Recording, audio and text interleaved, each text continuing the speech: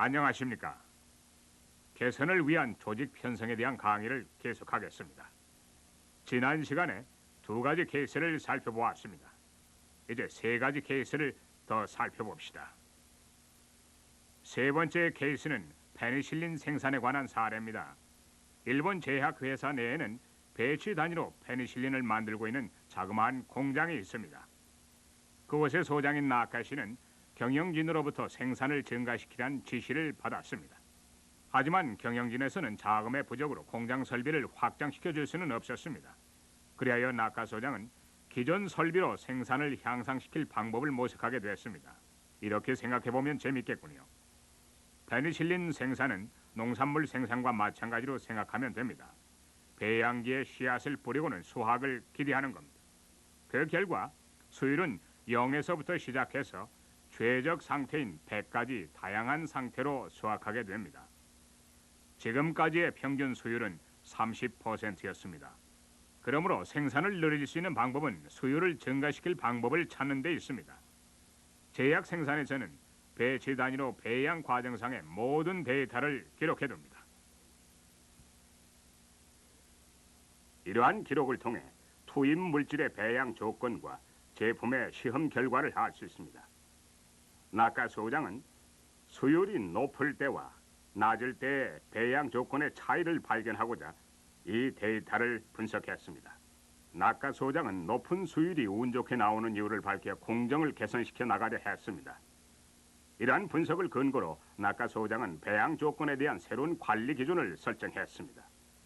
제가 그와 얘기할 당시 평균 70%가 넘는 수율을 기록했습니다. 새로운 시설 없이도 전부 다 2배 이상의 생산을 해낸 것입니다. 자, 이제 이 예의 프로젝트 조직에 대해 살펴봅시다.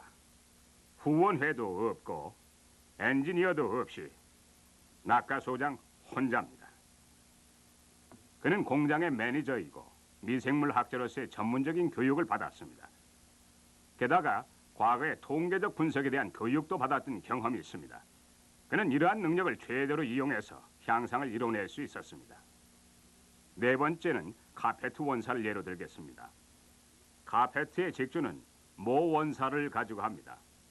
원사는 균등한 무게를 유지해야 직조 과정과 완성품 외관상의 불량이 없게 됩니다.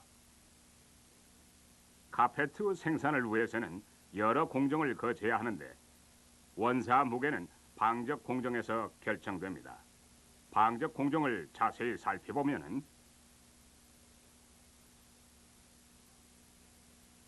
모 섬유 가닥을 피드 박스에 채워넣습니다.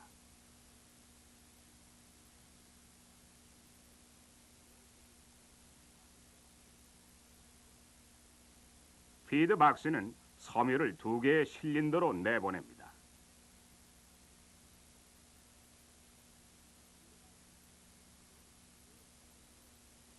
그러면 끊임없이 이어지는 섬유가 됩니다. 얇은 천 같지요. 마지막으로 이것은 88줄로 잘라져서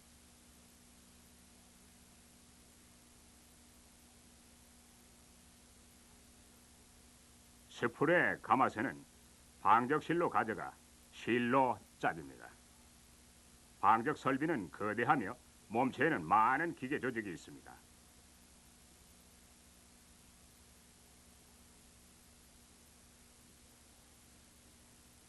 이 그림은 전체를 단면화한 것입니다. 원사 무게 변동을 조사하려면 미세한 중량도 확실히 측정해야 할 필요성이 있습니다. 88개의 끈은 같은 길이로 잘라져야 하고 무게는 그램 단위로 정확하게 측정해야 합니다. 결과를 볼까요?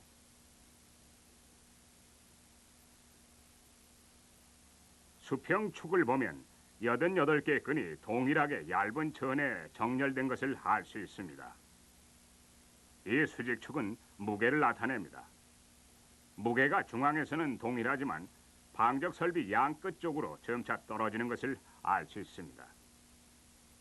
이러한 패턴은 설비 자체의 고유한 성질 때문이며 설비를 보완함으로써 고쳐질 수 있습니다. 카페트 회사의 기계 엔지니어의 한 사람이 기계 부속물을 고안하여 이 문제를 해결했습니다.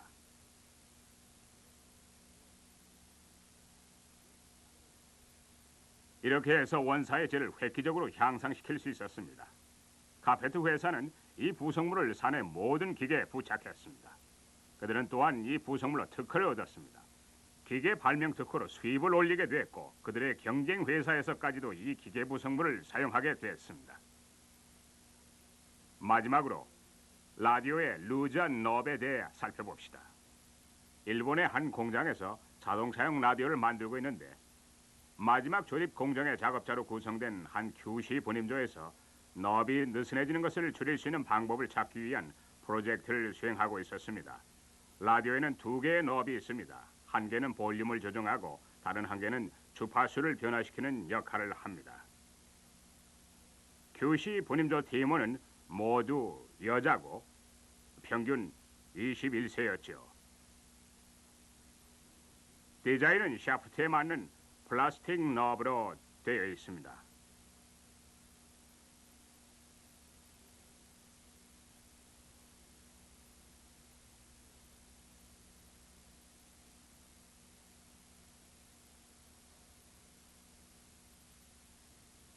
너브에는 막힌 구멍이 있고 샤프트에는 한쪽 끝에 구멍이 나 있고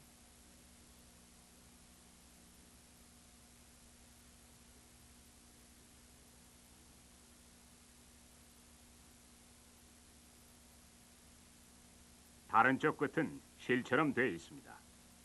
스크류 드라이버로 샤프트를 돌려 샤프트를 너브에 끼웁니다. 무엇 때문에 너브이 느슨해질까요? 원인을 찾기 위하여 이 팀은 이시카와의 특성 요인도를 이용해서 분석을 했습니다. 분석 결과 발견된 원인을 살펴봅시다. 부속이 지정된 장소에 있지 않거나 도구가 그 작업에 맞지 않거나 작업 방법이 잘못됐거나 작업자가 지키지 않는다거나 쓰고 있는 스크류 드라이버의 날이 마모됐다거나 등입니다. 원인들 중 중요한 한 가지는 이 마모된 날이 샤프트 구멍의 변동을 초래한다는 사실입니다. 그러면 배열한 것을 봅시다. 팀원들은 관리자에게 양날 스크류 드라이버로 이 원인에 대해 실험을 해볼 수 있도록 요청을 했습니다. 이 실험을 통해 이 원인이 문제를 야기시켰음을 입증했습니다. 그래서 그 팀은 너비 느슨해진 것을 방지할 수 있었습니다. 그러면 이상의 5가지 케이스를 정리해 봅시다. 모든 케이스에서 예외 없이 나타나는 것은 문제를 해결하는 데 있어서 분명한 책임감을 가지고 있었고 문제의 특성을 확실히 이해했다는 것입니다. 그러나 사람에 따라 커다란 차이가 있음을 알 수 있습니다. 자동차 회사와 피스톤 링 회사는 방대한 개선 프로그램에 착수했습니다. 각각 임명된 관리자가 그 프로그램을 관리했습니다. 그러나 그들은 자신들의 방법으로 일을 했어요. 자동차 회사는 대단히 큽니다. 또한 생산 공정이 복잡하고 사용되는 부품의 수는 방대합니다. 그래서 여러 위원회와 많은 수의 프로젝트 팀이 필요하며 이 조직을 책임있고 효율적으로 관리하기 위한 차트도 필요합니다. 피스톤 링 회사는 자동차 회사보다 작고 덜 복잡한 회사입니다. 생산 공정도 보다 단순하고 프로젝트도 작습니다. 그래서 이 회사 관리자는 전반적인 프로그램뿐만 아니라 개인적인 프로젝트도 관리할 수 있습니다. 또한 차트 없이도 관리할 수 있습니다. 그리고 위원회 조직도 필요 없습니다. 그러나 프로젝트 조직에는 또 다른 요인이 있습니다. 즉, 프로젝트가 어떠한 부문 내에서 이루어지느냐 아니면 여러 부문과 연관 관계를 갖고 이루어지느냐입니다. 페니실린 경우에는 공장 자체에서 모든 것이 해결됩니다. 기본 재료가 들어가면 완성품이 포장까지 되어 나옵니다. 어떠한 부문과도 관련되지 않습니다. 그래서 프로젝트는 부문 내에서만 관리되고 진단될 수 있습니다. 결과적으로 부문 내부에서 행해지는 프로젝트라고 볼 수 있죠. 또한 나카시는 필요한 기술을 모두 가지고 있어서 혼자서 관리하고 진단할 수 있었습니다. 카페트 회사의 경우에는 연관된 많은 부문이 있습니다. 그러나 원사의 무게는 카팅 공정 한 부문에서 결정이 되죠. 그래서 프로젝트는 자연히 부문 내부의 일이 됩니다. 따라서 프로젝트를 관리하는 조직 체계는 간단합니다. 카팅 부서 관리자는 외부 컨설턴트의 역할도 합니다. 진단은 원사를 자르고 무게를 달아서 데이터를 분석할 수 있는 능력 있는 엔지니어가 합니다. 상당히 자유스럽죠. 자동차용 라디오 제조 회사도 역시 방대합니다. 그러나 르즈너 프로젝트는 부문 내에서 이루어지므로 마지막 조립 부분만 관련됩니다. 그러므로 부문 내부 팀은 문제 해결에 필요한 훈련만 받으면 프로젝트를 수행할 수 있습니다. 5가지 케이스를 연구한 결과 개선을 위한 조직 체계 보편적인 규칙이 있음을 알 수 있습니다. 모든 프로젝트에는 해당 프로젝트에 대한 분명한 책임감과 수행력이 있어야 합니다. 왜냐하면 모든 프로젝트에 대해 확실한 진단이 요구되기 때문입니다. 조직 체계의 크기는 프로젝트의 규모와 복합성에 좌우됩니다. 규모가 커지면 조직의 크기도 커집니다. 프로젝트는 수행하는 데 있어 프로젝트에 따라 인원 선정 기준이 달라집니다. 문제의 크기와 해결 능력에 따라 인원의 규모가 결정됩니다. 내부 프로젝트는 부문 내에서 관리될 수 있습니다. 진단은 시간과 진단에 필요한 기술을 가진 사람이라면 누구나 할 수 있습니다. 품질 향상을 지키는데 왜 복잡한 조직과 기법을 필요로 합니까? 라고 묻는 관리자들도 있습니다. 생산 감독에게 더욱 열심히 일하라고 하면 되지 않을까요? 자, 나카시의 경우를 한번 볼까요? 이 매니저는 나카시에게 감사히 생각했지만 나카시의 경우와 같이 특별한 경우를 보편화시켜서는 안 됩니다. 여러 가지 상황들을 살펴봅시다. 금품 부문과 매니저는 혼자서 일을 처리할 수 있도록 훈련이 돼야 합니다. 시계의 축에 관한 케이스를 다시 생각해 봅시다. 정동 연접봉이 1년의 제조 공정을 거쳐서 완성된 축이 됩니다.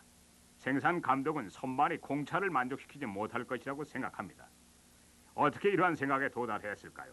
추측하건대 그가 처음 생산 감독으로 임명됐을 때 적극적인 자세로 많은 연구 내용을 알고 공부하면서 여러 가지 사항을 조사했을 것입니다.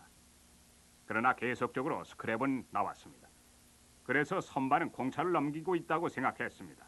선반이 공차를 만족시키지 못한다는 사실을 입증하지 못했지만 그의 생각을 반박하지 못했습니다. 그래서 그 생각은 정설이 될 겁니다. 그 후 몇 년간의 보편화로 그는 이 생각에 확신을 갖게 됐습니다. 결국 이 생각은 여러 해 동안 자주 언급돼서 더 이상 부정할 수 없는 시점에 이르렀습니다. 향상과 퇴보를 거듭하며 이 생각은 정설로 굳어집니다. 그 결과 이 회사의 다른 사원들도 문제에 대한 새로운 원인을 발견할 수 없습니다. 개선팀이 조직되어 이 문제에 대한 본질적인 분석이 이루어질 때까지 그 문제는 사장되어 있게 됩니다. 따라서 프로젝트는 팀을 구성하여 진행을 하는 것이 효과가 있을 것입니다. 그 효과를 살펴보면 다음과 같습니다. 첫 번째 효과는 목표의 단일성입니다. 피스톤링 케이스를 다시 살펴보면 관리자들이 피트를 제거해야 한다는 목표를 설정한 후 피트는 모든 사람의 제일의 적이다. 그러므로 피트를 없애자 하는 공감대가 전 관리자에게 형성되었습니다. 두 번째 효과는 부문에 국한되는 성과가 아닌 회사 전체의 성과에 중점을 두는 것입니다. 때로는 한 부서에서 손실을 가져올 경우라도 다른 부서에서 절감이 됨으로써 대체를 할 수 있습니다. 또한 팀은 한 부서의 효과적인 실적이 회사 전체로 어떤 효과를 발휘할지를 감지할 수 있습니다. 다음으로 팀은 조사돼야 할 내용들을 제시합니다. 실행팀은 대부분 젊은 사람으로 구성되어 조사돼야 할 사항을 수집하는 활동을 진행합니다. 무엇이 비트를 일으키는가 등과 같은 문제에 많은 시간을 할애할 수 있습니다. 그들의 조사 내용은 대부분은 효용 가치가 없음이 밝혀집니다. 왜냐하면 이들 조사 내용에도 역시 쓸만한 것은 적고 하찮은 것은 많다는 파레토 원리가 적용되기 때문이죠. 하지만 유용한 내용도 있게 됩니다. 이것은 해결의 기초가 되죠. 다음으로 진단에 대한 책임 문제입니다.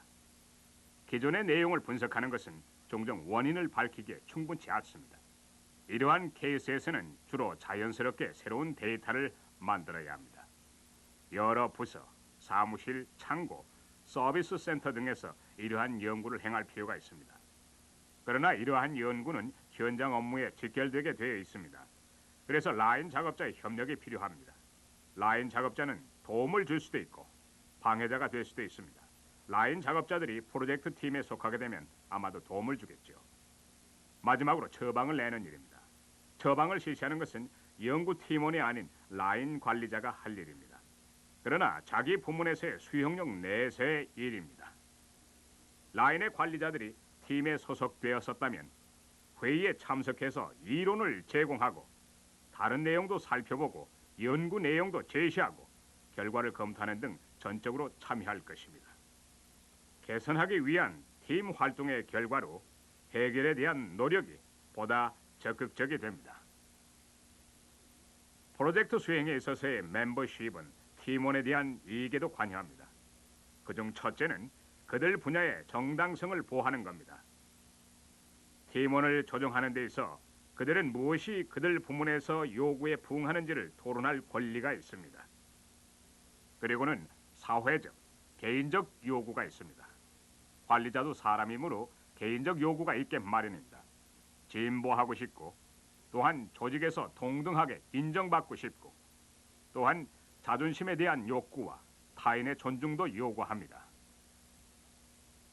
수행팀의 일원으로 사회적, 개인적 요구를 받게 되고 자기 개발도 요구됩니다.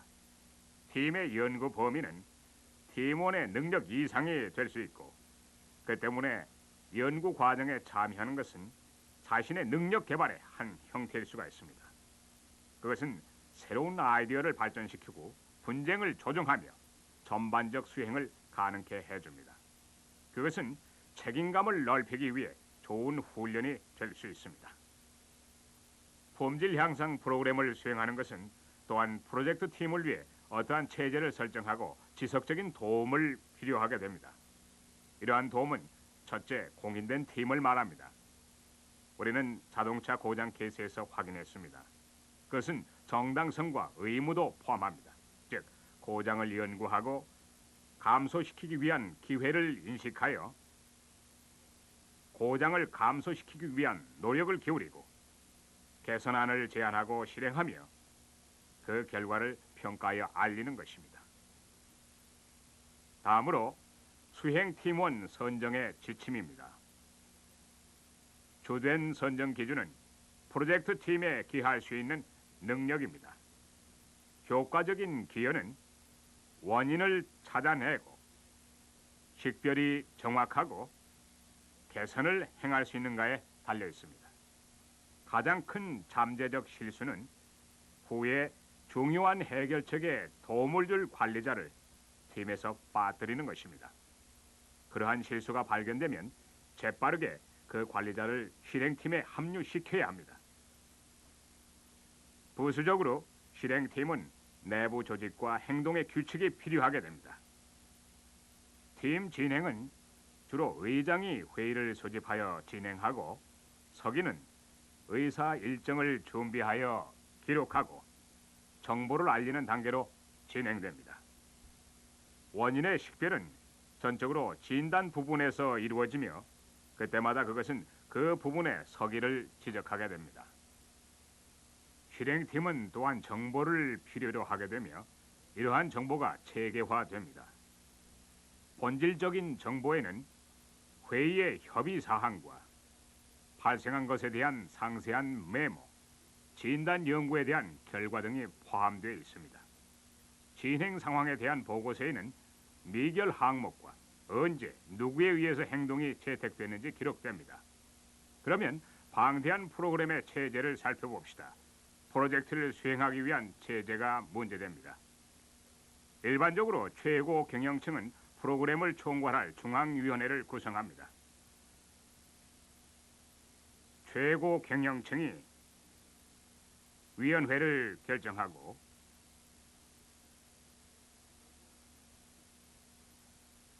중앙위원회는 추진할 프로젝트와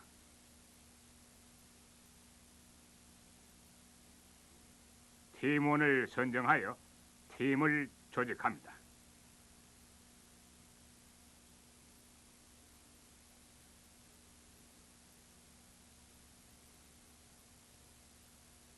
팀이 활동에 착수하면 위원회는 그 과정을 재관찰하여 그 팀이 장애를 해결할 수 있도록 도와줍니다.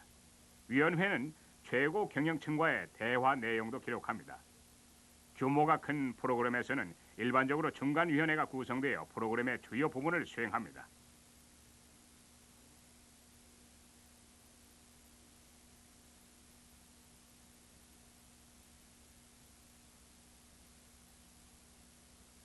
자동차 회사는 다양한 하위 체계가 필요하므로 중간위원회가 구성됩니다. 예를 들면 엔진에서 필요합니다. 이러한 중간위원회는 팀을 결성하여 팀원을 구성합니다. 자, 그러면 이번 시간에 주요 포인트를 복습할까요? 각 프로젝트는 프로젝트 관리와 진단에 분명한 책임이 요구됩니다.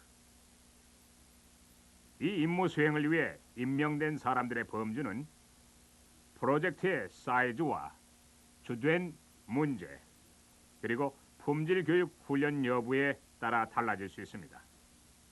실행팀은 프로젝트에 다양한 이익을 제공합니다. 즉, 경영 목표의 통일, 회사 목표에 대한 집중적인 노력, 이론의 재검토, 그리고 처방책에 대한 진단 책임과 진단 능력입니다.